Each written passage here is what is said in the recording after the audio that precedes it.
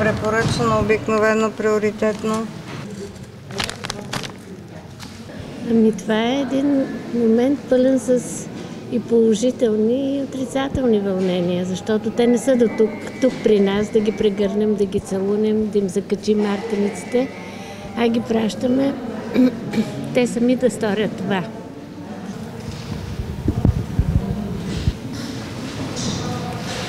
В Щатите. Ами няма как да го викна внука ми да дойде тук, за да му честита. До половинка ли почва цената? Нали? След като е там, значи там трябва да му изпрати.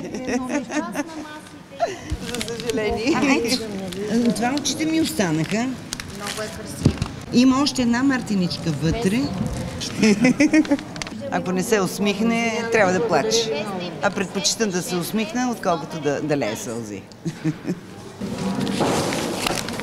За дъщеря ми в Холандия.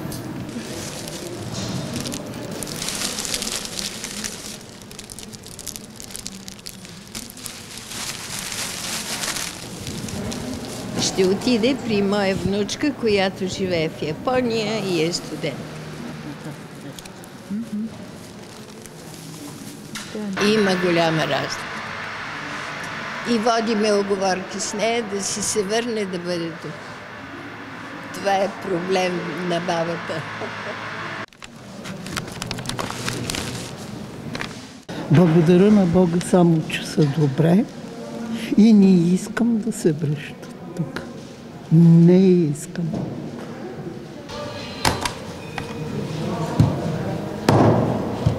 Ако бях само с 3 години по-млада, щях да изчезна и аз. Да отида туалетни да мия, но да не съм тук.